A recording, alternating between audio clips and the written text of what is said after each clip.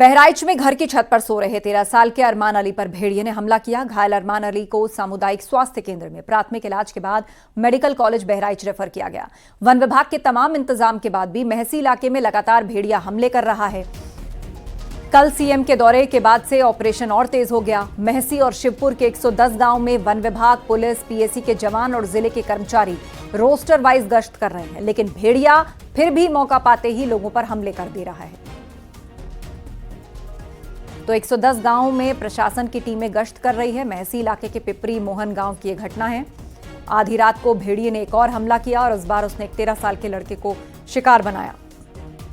ये बच्चा उस वक्त सो रहा था जब भेड़िए ने इस पर अटैक किया। गर्दन के पास वार किया है इस भेड़िए ने। घायल लड़के का अस्पताल में फिलहाल इलाज चल रहा है। महसी इलाके के पिपरी मोहन गांव की घटना है।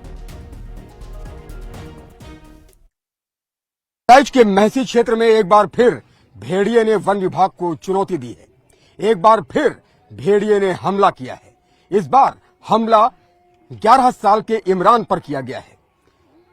बहराइच के महसी क्षेत्र स्थित राजी चौराहे के पास पीपरी मोहन गांव में 11 साल के इमरान पर हमला किया गया है।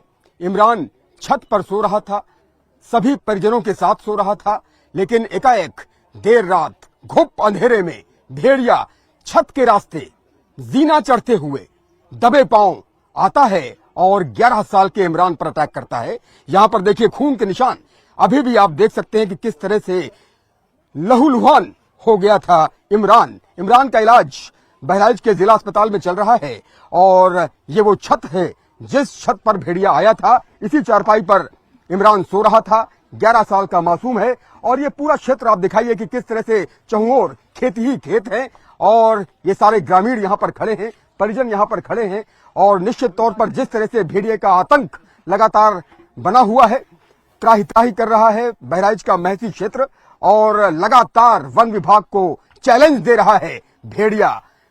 कछार क्षेत्र के आसपास के गांवों में वन विभाग अपना कॉम्बिंग ऑपरेशन चला रहा है, लेकिन भेड़िया लगातार सूखे क्षेत्र की ओर आ रहा है। आप ये तस्वीर देख सकते होंगे कि किस तरह से यहाँ के खेत सूखे हैं, यहाँ पानी नहीं है और इसी क्षेत्र को भेड़िए ने बड़ी चालाकी से यहाँ पर शिकार किया है। हमारे साथ इमरान के परिजन मौजूद हैं। इमरान का इलाज तो जिला अस्पताल में चल रहा है, लेकिन उनके परिजन यहाँ पर मौजूद है। आप ये बताइए दादा, क्या हुआ था? इसी चारपाई पर इमरान सो रहा था, कितने बजे का वाकया है, क्या हुआ था और कैसे भेड़िया दबे पांव छत के रास्ते चुपके से आया और उसकी गर्दन पर वार किया, गर्दन को जकड़ लिया? क्या हुआ था कल?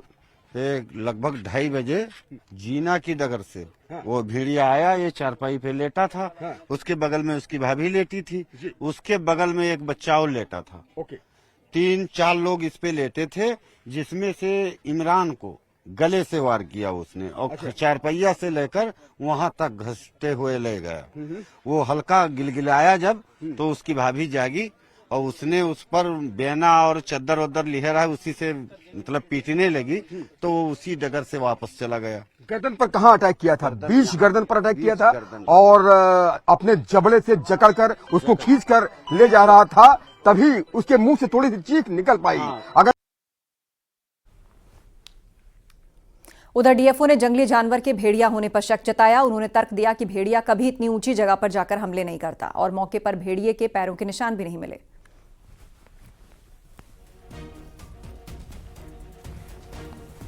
जनरली क्या होता है कि जानवर जितने भी, चाहे वो तेंदुआ हो, चाहे वो टाइगर हो, चाहे वो कोई भी जानवर, अपने से जो भी चीज़ें अपने हाइट से बहुत ऊपर दिखती हैं उससे वो बचते हैं, उस पर हमला नहीं करते हैं। तो आपको क्या लगता है ये घटना कैसी की, किस जानवर ने की होगी? तो इस चीज़ की पुष्टि मैं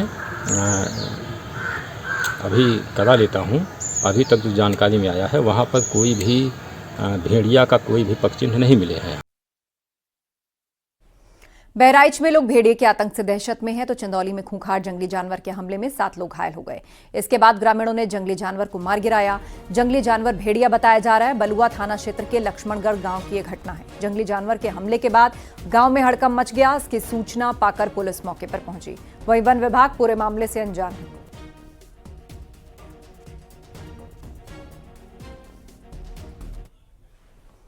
बागपत में बिजली लाइन पर काम कर रहा लाइनमैन करंट लगने से झुलस गया। उसे गंभीर हालत में अस्पताल में भर्ती कराया गया। करंट लगने के बाद लाइनमैन करीब 15 मिनट तक खंबे पर लटका रहा, जिसका वीडियो सोशल मीडिया पर वायरल हो रहा है। वीडियो खेकड़ा थाना क्षेत्र के बड़ा गांव का बताया जा रहा है। इसके बाद ग्रामीणों ने बिजली घर फोन किया तो लाइन काटकर उसे खंबे से नीचे उतारकर अस्पताल में भर्ती करवाया गया।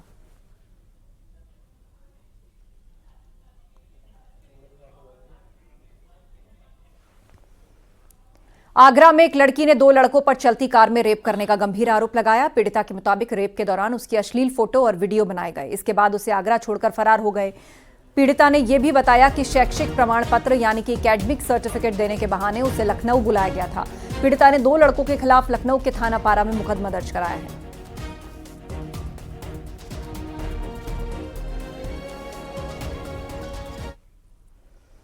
अमेठी में देर रात दबंगों ने लाठी डंडों और धारदार हथियार से लैस मंदिर के पुजारी के घर धावा बोल दिया। दबंगों के हमले में मंदिर के पुजारी समेत उसकी पत्नी और मां गंभीर रूप से घायल हो गए। आनन फानन में तीनों को जिला अस्पताल भर्ती करवाया गया, जहां बुजुर्ग महिला की गंभीर हालत देखते हुए उसे ट्रॉमा सेंटर रेफर किया गया। मामले में पुलिस ने एक आरोपी को हिरासत में लिया है। दबंगों ने ताबड़तोड़ गोलियां भी चलाई हैं। घटना गौरीगंज कोतवाली क्षेत्र के राधीपुर गांव की है, जहां शिव मंदिर के पुजारी और दबंगों का किसी बात पर कहासुनी हुई और उसके बाद आरोपियों ने साथी के साथ मिलकर इस घटना को अंजाम दिया।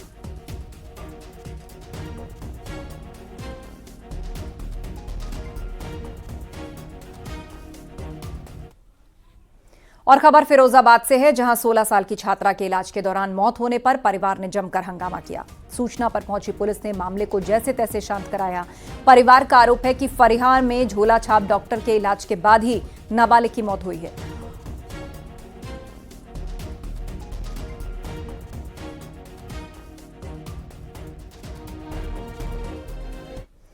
मुजफ्फरनगर से खबर है, जहां कुछ महिलाएं एक डॉक्टर को पकड़कर थाने ले जाने का वीडियो वायरल हुआ। डॉक्टर पर नाबालिग के साथ अश्लील हरकत करने का आरोप है। पीड़ित बच्ची ने जब अपनी मां को आपबीती बताई तो महिला ने हंगामा कर दिया और उसके बाद आरोपी डॉक्टर को पकड़कर थाने ले जाया गया। महिला की शिकायत पर पुलिस ने आरोपी को गिरफ्तार किया। इस घटना के बाद स्वास्थ्य विभाग ने आरोपी डॉक्टर के क्लिनिक को सील कर दिया। सीओ बुढ़ाना ने बताया कि डॉक्टर को हिरासत में लिया गया है। दरअसल बुढ़ाना कस्बे की एक महिला अपनी नाबालिग बच्ची को लेकर लहसुना रोड स्थित डॉक्टर गुलरेज के क्लिनिक पर दवाई लेने के लिए गई थी और इस दौरान डॉक्टर ने दवाई का पर्चा लिखकर दे दिया और जब महिला स्टोर से दवाई लेने के लिए गई तभी डॉक्टर ने यह हरकत की। संभल सड़क हादसे में मरने वालों का आंकड़ा बढ़ा है। बोलेरो पिकअप की टक्कर से घायल एक और ग्रामीण की इलाज के दौरान मौत हो गई।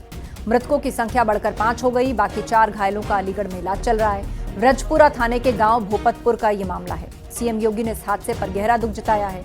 उन्होंने मृतक के परिजनों को सांत्वना दी है और घायलों के उचित इलाज कराने के निर्देश दिए हैं।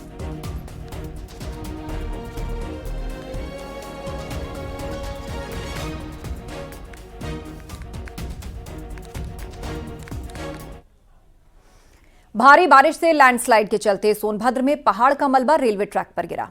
इसे चुर्क चोपन की ओर जा रही मालगाड़ी का इंजन पटरी से उतर गया। उत्तर मध्य रेलवे प्रयागराज के चोपन चुनार रेलखंड की घटना है। सूचना मिलते ही रेलवे के अधिकारी मौके पर पहुंचे और ट्रैक से मलबा हटाने और मरम्मत का काम शुरू कर दिया। इस हादसे में ट्रेन को भी नुकसान पहुंचा है।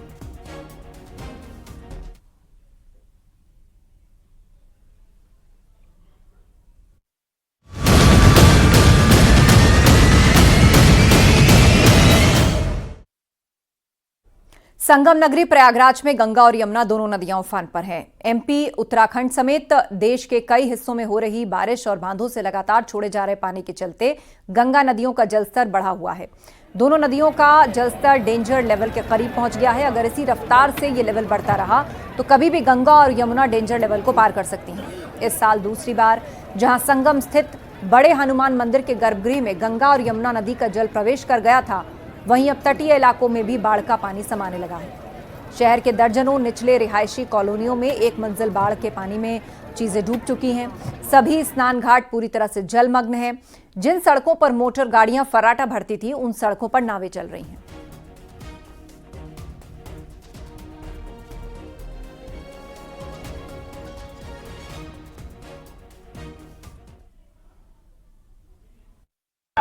संगम नगरी प्रयागराज में गंगा और यमुना दोनों नदियां उफान पर हैं और गंगा और यमुना नदियों के उफान पर होने की वजह से संगम जाने वाले सभी रास्ते जलमग्न हो गए हैं। यहां आने वाले श्रद्धालुओं को सबसे ज्यादा परेशानी हो रही है। जो स्नान पहले संगम के घाटों पर हुआ करता था, घाटों के डूब जाने के बाद अब सड़कों पर स्नान हो रहा है। और इस वक्त हम मौजूद हैं काली सड़क पर। आप साफ तौर पर देख सकते हैं ये काली सड़क पर तमाम जो श्रद्धालु हैं, देश के कोने कोने से यहाँ हजारों श्रद्धालु प्रतिदिन पहुंच रहे हैं। वो यहाँ पर आस्था की डुबकी लगा रहे हैं। जो तीर्थ पुरोहित हैं उनके भी जो तखत हैं वो अब जो है सड़कों पर सज गए हैं। और इसके साथ साथ यहाँ पर जो श्रद्धालु आ रहे हैं न केवल पूजा अर्चना कर रहे हैं सड़कों पर, बल्कि जो श्राद्ध कर्म है, जो यहाँ पर पितृ विसर्जन का कार्यक्रम है वो यहाँ पर लगातार जारी है। सबसे बड़ी बात यह है कि बाढ़ की वजह से तमाम मुश्किलें हो रही हैं और हमारे पीछे ही दारागंज का शमशान घाट था, वो भी पूरी तरह से डूब गया है। अब सड़कों पर दाह संस्कार हो रहा है, तो यानी पूजा से लेकर अंतिम संस्कार तक सभी जो है बाढ़ की वजह से प्रभावित हुआ है। लखीमपुर खीरी में शारदा, घाघरा, मोहना नदी जिले में जमकर तबाही मचा रही हैं। जिले के 50 से ज्यादा गांव पूरी तरीके से टापू में तब्दील हो गए हैं। गांव की गलियों में अब गाड़ियों की जगह नावें चल रही हैं। 5 लाख से ज्यादा लोग भारी मुसीबत के बीच जिंदगी बचाने की जद्दोजहद कर रहे हैं। लोग रोड पर ट्रैक्टर पर पॉलिथीन डालकर रह रहे हैं।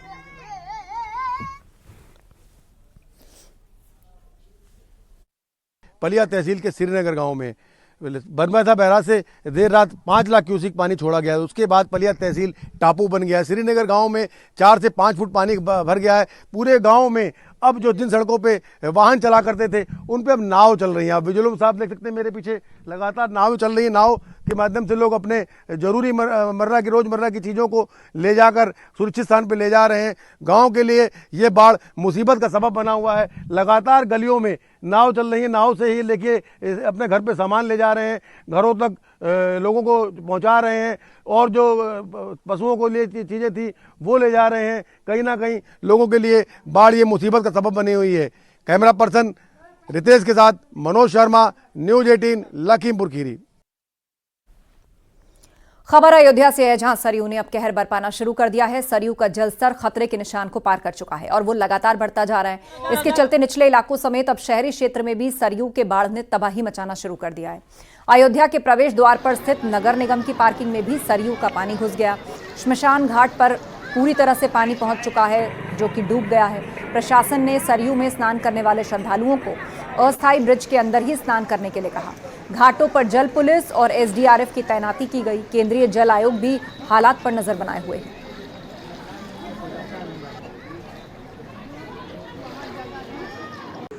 लगातार पहाड़ों पे हो रही भारी बारिश की वजह से और कुछ पानी डैम से भी छोड़ा गया है, इसकी वजह से लगातार जलस्तर बढ़ रहा है। और अभी जो प्रेजेंट टाइम में है खतरे के निशान से 57 सेंटीमीटर ऊपर बह रहा है, जो कि लगातार 1 सेंटीमीटर के हिसाब से बह रहा है। अभी तो लगातार बढ़ रहा है, आने वाले 24 घंटों में ही स्थिति साफ हो पाएगी। पहाड़ी क्षेत्रों में हो रही भारी बारिश और बरसात के पानी ने सरयू के जलस्तर को बढ़ा दिया है। सरयू का जलस्तर लगभग 55 सेंटीमीटर डेंजर लेवल को पार करके खतरे के निशान के ऊपर आ गया। जिसके मौजूद हैं ये नगर निगम की पार्किंग है और जहां पर कल लगभग 2 दर्जन से ज़्यादा गाड़ियां पार्क थी। लगभग 3 घंटे में तेज़ी के साथ जलस्तर बढ़ा, जिसमें कई गाड़ियां फंस गई थी। सामने आप देख रहे हैं ये शमशान घाट है, जहां पर मौजूद लोगों को अपने दुकानों का, अपने जो जहां पर वो उनकी दुकानें हैं उनका सामान निकालने का मौका नहीं मिला। उनकी लकड़ियां भी वहीं मौके पर फंसी हैं और ये माना जा रहा है कि और भी तेज़ी के साथ सरयू का जलस्तर बढ़ता रहेगा। इसके साथ ही आप इधर देखिएगा, इधर भी कुछ परिवार हैं और ये फटिक शिला तक सरयू का जलस्तर बढ़ा है। सरयू के बढ़ते जलस्तर को देखते हुए जिला प्रशासन अलर्ट है। निचले बाराबंकी में घाघरा नदी खतरे के निशान से ऊपर बह रही है। इससे कई गांव में बाढ़ का पानी भर गया है और हजारों परिवार खानाबदोश की तरह जीने को मजबूर हैं। लोग लकड़ी के तख्त पर समय काटने को मजबूर हैं। नेपाल के अलग अलग बैराजों से छोड़े गए लाखों क्यूसेक पानी से हालात बिगड़ चुके हैं। रामनगर, सिरौली, गैसपुर और राम स्नेही घाट तहसील क्षेत्र के सैकड़ों गाँव में पानी भर चुका है और लोग जान बचाने के लिए सुरक्षित जगहों पर पलायन कर रहे हैं। नेपाल द्वारा बैराजों से छोड़े गए पानी के बाद अब बाराबंकी की सरयू नदी उफान पर है। मेरी मौजूदगी सिरौली गौसपुर तहसील के तिलवारी गांव में है। आप देख सकते हैं कि तिलवारी ये विद्यालय है, प्राथमिक विद्यालय, और आप ये स्थिति जो है यही बता सकती है कि घाघरा का जो विकराल रूप है वो अब अपने चरम पर है। मेरे साथ यहाँ पे कुछ लोग भी मौजूद हैं जिनसे मैं बात करूंगा, ये समझने की कोशिश करूंगा कि क्या स्थिति रहती है हर साल। अभी तो पानी ऐसा ही रहता है, हमेशा आए दिन ऐसा ही रहता है सर। आजकल शासन प्रशासन के द्वारा कोई मदद ही नहीं मिल रही है। अस्पताल, कहीं नाव वाव की भी व्यवस्था नहीं है, कुछ सुनवाई नहीं हो रही है सर। कहाँ रहती हैं आप? यहाँ तिलवारी में। तो अब कहाँ जाएंगी आप? अब बंधा पर का जाग परी तो छत पर रहा, तो छत पर जुआ जंत चढ़ाई कर डर रहा था। अच्छा, हाँ, पानी तो काफी ज्यादा आ गया है। काफी आ करी। हाँ, बारिश के चलते ग्रेटर नोएडा के जेवर इलाके में बाढ़ जैसे हालात हैं। आदर्श इंटर कॉलेज में पानी भर गया है। यहां रनहेरा गांव पानी में डूब चुका है। जल निकासी की बड़ी समस्या से ये पूरा इलाका जूझ रहा है। गांव में बाढ़ जैसे हालात हैं, लोगों को काफी परेशानियों का सामना करना पड़ रहा है। और खबर नोएडा से, जहां साइबर जालसाजों ने महिला आईटी इंजीनियर के साथ 20 लाख की ठगी की घटना को अंजाम दिया। शातिर ठगों ने करीब 3 घंटे महिला को डिजिटल अरेस्ट रखा। इस घटना के बाद महिला के पति ने साइबर क्राइम थाने में अज्ञात जालसाजों के खिलाफ केस दर्ज कराया। सेक्टर 82 के रहने वाले मनोज कुमार ने पुलिस को बताया कि उनकी पत्नी आईटी इंजीनियर है और घर से ही काम कर रही है। उनके मोबाइल पर अनजान नंबर से फोन आया। कॉलर ने खुद को कुरियर सर्विस कर्मचारी बताया और शातिरों ने कुरियर में ड्रग्स समेत अन्य आपत्तिजनक सामान होने की बात कही।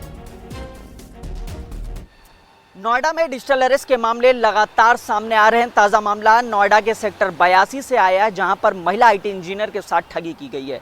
साथ ही उसको डिजिटल अरेस्ट करीब 3.5 घंटे तक रखा गया और 20 लाख रुपए की ठगी कर ली गई है। एक व्यक्ति है जिसका नाम मोहम्मद इस्लाम है, वो पिछले 7 महीने से इस महिला के आइडेंटिटी का इस्तेमाल कर रहा है और लगातार पैसे ट्रांसफ़र कर रहा है, जिस पर मनी लॉन्ड्रिंग का मुकदमा भी दर्ज है। फिलहाल राष्ट्रीय सुरक्षा का हवाला देते हुए महिला को ठग निशाना बनाते हैं और 3.5 घंटे तक डिजिटल अरेस्ट रखते हैं। उसके बाद उससे तमाम डिटेल्स लेते हैं, बैंक खातों की डिटेल लेते हैं और महिला को ये कॉन्फिडेंस दिलाते हैं कि जो वो पैसा ट्रांसफ़र कराएंगे वो जांच के बाद वापस लौटा दिया जाएगा।